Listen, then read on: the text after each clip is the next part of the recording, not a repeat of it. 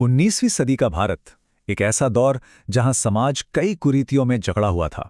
और ठीक उसी वक्त एक ऐसा आंदोलन खड़ा हुआ जिसने सती प्रथा जैसी परंपराओं को सीधी चुनौती डाल डाली, जिसने सच में समाज की नींव हिला दी। आज हम बात करने वाले हैं ब्रह्म समाज की कहानी की। ये कहानी है ऊंचे आदर्शों की, गहरे टकरावों की और एक ऐसी विरासत की जो आज भी जिंदा है। और यही सवाल इस पूरी कहानी के केंद्र में है।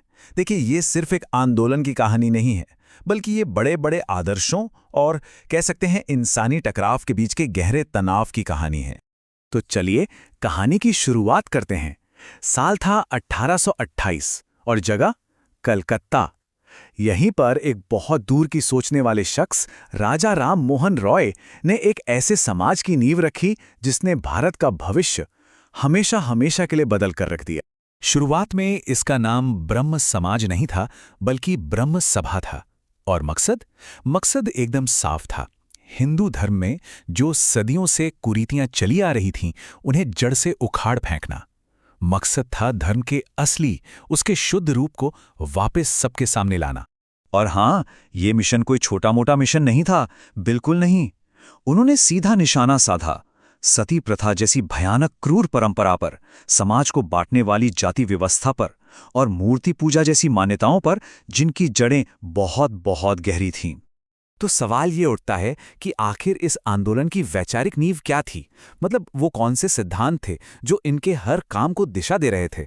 देखिए, इनके मूल में कुछ बड़े ही क्रांतिकारी विचार थे।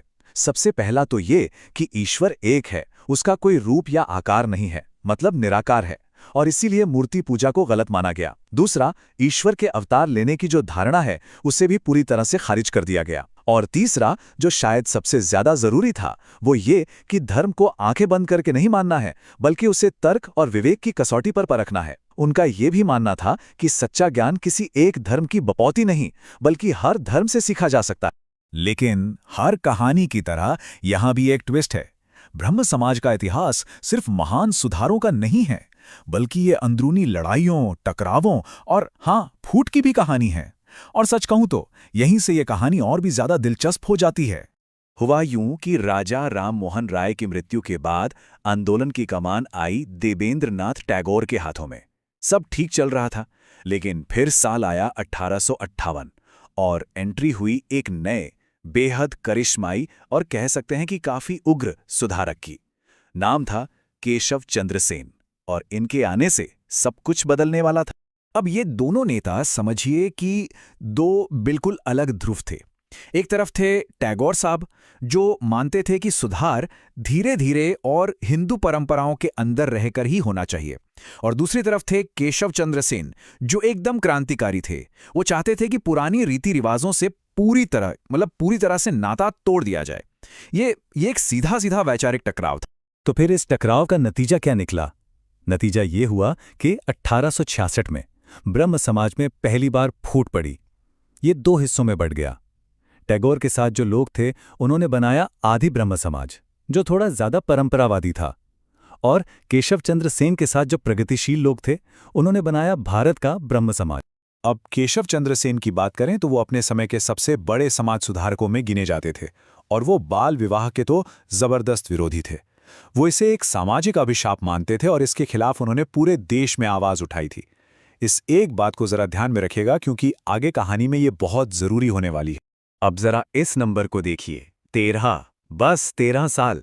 ये केशव चंद्र सेन की अपनी बेटी की उम्र थी। और फिर उन्होंने ठीक वही किया जिसके वो खुद सबसे बड़े विरोधी थे। उन्होंने अपनी 13 साल की बेटी की शादी कूच बिहार के राजकुमार से तय कर दी। सोचिए, जिस बाल विवाह को वो एक अभिशाप कहते नहीं थकते थे, वही उन्होंने अपनी ही बेटी के लिए चुना। इस एक कदम ने पूरे आंदोलन को जड़ से हिलाकर रख दिया। और इसका जो नतीजा हुआ वो बहुत बुरा था। जाहिर है, उनके अपने ही फॉलोअर्स इस पाखंड को देखकर हैरान रह गए और बहुत नाराज हुए। सेन पर सीधे सीधे अपने ही सिद्धांतों के साथ धोखा करने का आरोप लगा। और नतीजा क्या हुआ? 1878 में आंदोलन में एक और इस बार आखिरी फूट पड़ी। एक नए गुट का जन्म हुआ जिसका नाम था साधारण ब्रह्म समाज। तो ठीक है, ये सब अंदरूनी ड्रामा, ये लड़ाइयां, ये फूट तो हुई, लेकिन इन सब से परे एक बड़ा सवाल ये है कि ब्रह्मो समाज ने असल में हासिल क्या किया। मतलब इन सारे टकरावों के बावजूद समाज पर इसका असर क्या पड़ा। और असर वाकई बहुत गहरा और स्थायी था। सोचिए, राजा राम मोहन रॉय के लगातार प्रयासों का ही नतीजा था कि 1829 में सती प्रथा पर कानूनी रोक लगी। इतना ही नहीं, इस आंदोलन ने महिलाओं के अधिकारों के लिए, जैसे विधवाओं के दोबारा विवाह और लड़कियों की पढ़ाई के लिए एक जबरदस्त लड़ाई लड़ी। और तो और इन्होंने हिंदू कॉलेज और वेदांत कॉलेज जैसे बड़े बड़े शिक्षण संस्थानों की नींव रखने में भी एक बहुत अहम भूमिका निभाई। तो चलिए अब जरा उस शख्स के बारे में बात करते हैं जो इस पूरी क्रांति के पीछे थे, राजा राम मोहन राय। उनके बारे में कुछ खास बातें जानना बहुत जरूरी है, जिससे हमें उनके कद का अंदाजा होगा। जैसे कि उन्हें राजा की उपाधि किसने दी? ये उपाधि उन्हें मुगल बादशाह अकबर द्वितीय ने दी थी। उन्हें आज भी आधुनिक भारत का पिता कहा जाता है। सिर्फ यही नहीं, उन्हें भारतीय राष्ट्रवाद का पैगंबर भी कहते हैं। और एक बहुत ही दिलचस्प बात, उनकी मृत्यु भारत में नहीं हुई थी। 1833 में उनकी मृत्यु इंग्लैंड के ब्रिस्टल शहर में हुई। वो सिर्फ एक समाज सुधारक ही नहीं थे, वो एक बहुत बड़े विचारक और लेखक भी थे। उन्होंने अपने विचार फैलाने के लिए संवाद कौमुदी और मिरात उल अखबार जैसे अखबार भी निकाले। प्रीसेप्ट्स ऑफ जीसस जैसी किताबें भी लिखीं, जो दिखाती हैं कि उनकी सोच कितनी सार्वभौमिक थी। ये सब उनके सुधार के मिशन के सबसे शक्तिशाली हथियार थे। तो आखिर में हम घूम फिर के उसी पहले सवाल पर वापस आ जाते हैं। एक संगठन के तौर पर देखें तो हाँ, ब्रह्म समाज बिखर गया, टुकड़ों में बट गया। लेकिन एक विचार के तौर पर उसके विचारों ने पूरे भारत में एक नई चेतना जगा दी, सामाजिक सुधारों की एक ऐसी लहर शुरू की जिसने देश को हमेशा के लिए एक नया आकार दे दिया। तो सवाल फिर वही है, असल में जीता कौन?